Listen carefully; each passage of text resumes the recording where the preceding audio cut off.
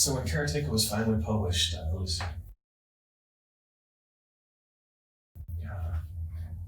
guess I was a senior in college. It was my senior year by the time it was finally published and released.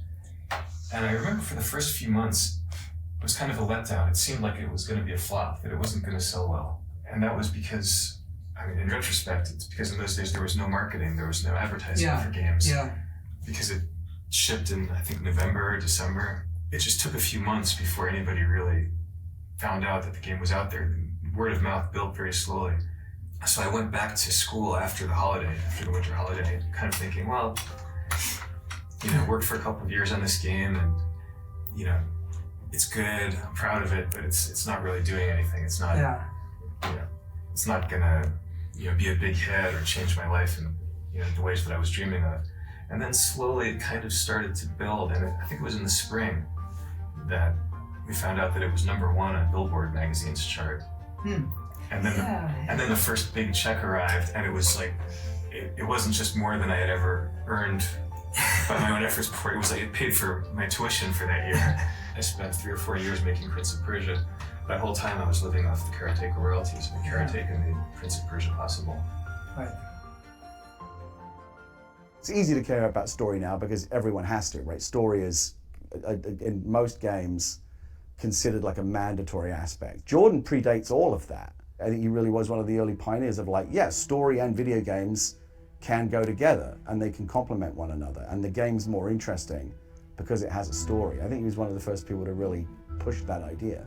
He was always willing to work with other people and wanted to have creative control, but he saw them more like movies. He saw it being a collection of talents, and that didn't bother him at all. I think it's obvious now that that's where everything was going. If you look at all the huge sellers now, they all have the movie metaphor. And I think Jordan not only saw that, but knew how to do that, or was willing to learn how to do that long before most others did. Yeah, I think the big thing about Jordan first is he's multidisciplinary. And I think that's one of the things that all the top designers, when you go back and you look at who are the people who really kind of rerouted the course of video game history, it tends to be people like that who either have come from other fields or have significant training in other fields and are able to do mashups with what video game potential is. Jordan's kind of a quintessential example of that, right? When you look across the kind of the history there, right?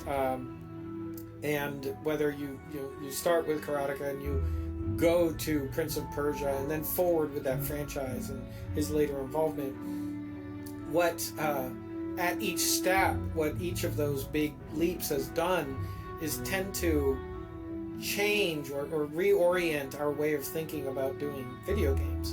And I think that comes because he isn't just coming at it as, oh, I can make a video game, right? He's coming at it as, I can make a work and I can bring to this work things from other disciplines, other parts of life, other craftsmanship, other skill sets. Just the fact that he documented what he was doing in the way he did is deeply unusual. That isn't the mode that most people work in. He's a super smart guy who brought to bear tools that most game devs just didn't have. And that's what led him to be able to create things that most game devs at the time couldn't make. I didn't know who he was, I didn't know his age. But I remember the beginning of the game, it was, a game by Jordan Mechner, came up on the screen. And so it's like, I didn't know who Jordan Mechner was, but I wanted to be like Jordan Mechner. It's like, I want to make a game. I have stories to tell, I can make pixels. Well, what did you think of computer games at this time, 1980, 81, 82? I saw it as one of the huge applications of computers. Any futurist could look ahead and see that the computer, even though it was a very primitive thing at that time, that it would revolutionize the world. I mean, everybody saw that, but not the degree to which it did. There was a 5-year period where Karateka was it. It was the model. And I think what's amazing about that is that, the pace at which innovation was happening back then, the pace at which ideas were blooming, 1 year then was like 5 years now, right? So that means it kind of really stuck out as a precursor of everything that games would be.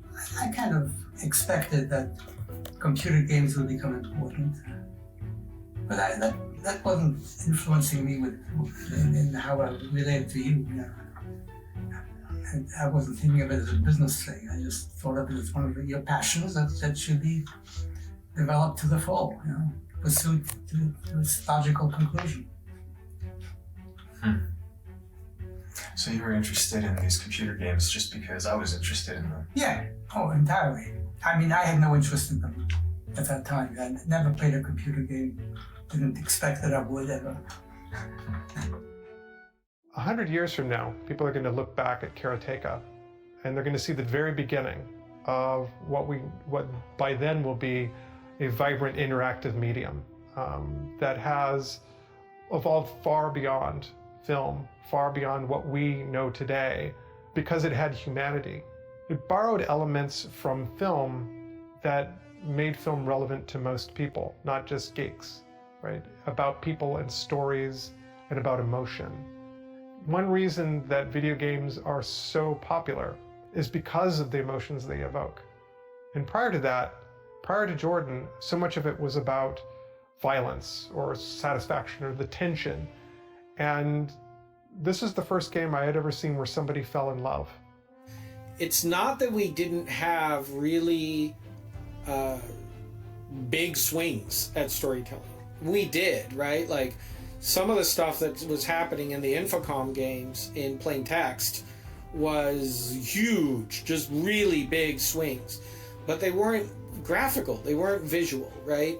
And I think what Karateka really brought to the table was sort of filmic language in a bunch of ways. The shot framing, the crawl, scene setup, cross cuts, seamless integration of action and drama.